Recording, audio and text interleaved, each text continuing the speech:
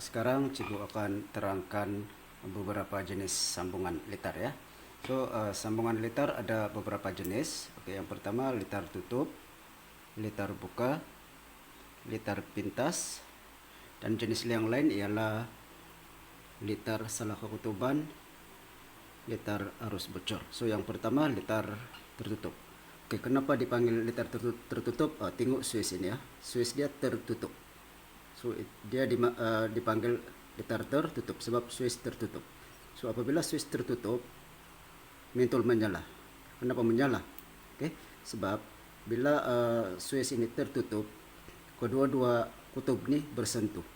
Jadi arus elektrik akan bersambung mengalir ke mentol. Jadi mentol menyala. Ini dipanggil litar lengkap.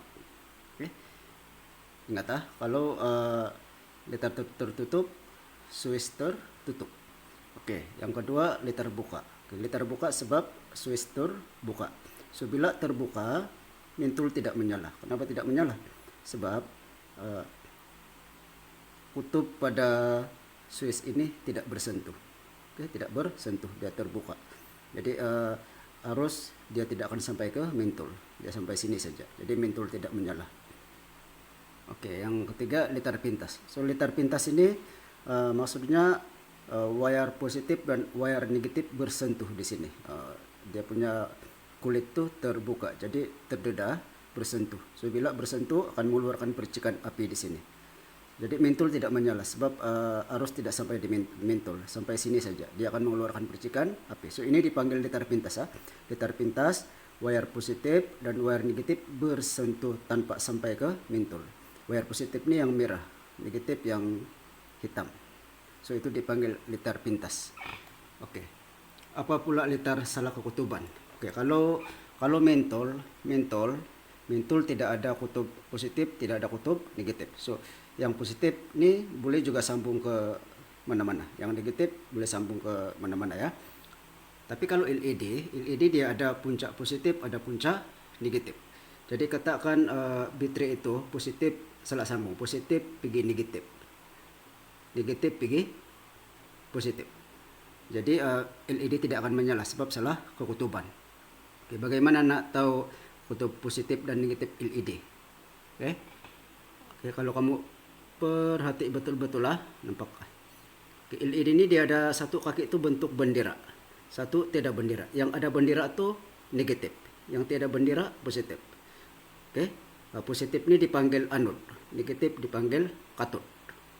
Jadi kalau salah sambung, mentol LED tidak akan menyala. Ini adalah litar salah kekutuban. Yang betul ini ya. Negatif pergi negatif, positif pergi positif. Satu lagi ya, ada perintang tetap di sini. Kenapa pasang perintang tetap? Perintang ini dia menghadkan arus yang sampai ke LED. Baterai ini dia punya voltan tinggi. Voltan tinggi. Jadi kalau tidak ada perintang, arus yang akan tinggi pergi LED boleh terbakar. Jadi pasang perintang tetap supaya arus itu dapat direndahkan. Jadi LED selamatlah. Yang terakhir adalah litar arus bocor. Apa maksud litar arus bocor? Terjadi akibat daripada kebocoran arus pada wayar hidup dengan badan logam perkakasan elektrik. Maksudnya dalam cerek elektrik ini dia logam. Jadi dia punya badan itu mengalirkan arus elektrik. Jadi katakan ada wayar hidup yang penebatnya terbuka. Jadi bersentuhan dengan logam, dengan badan cerek logam. Jadi itu pun akan mengeluarkan percikan api. Jadi itu dipanggil litar arus bocor. Itu penerangan tentang litar tertutup, litar buka, litar pintas, litar salah kekutuban, dan litar arus bocor.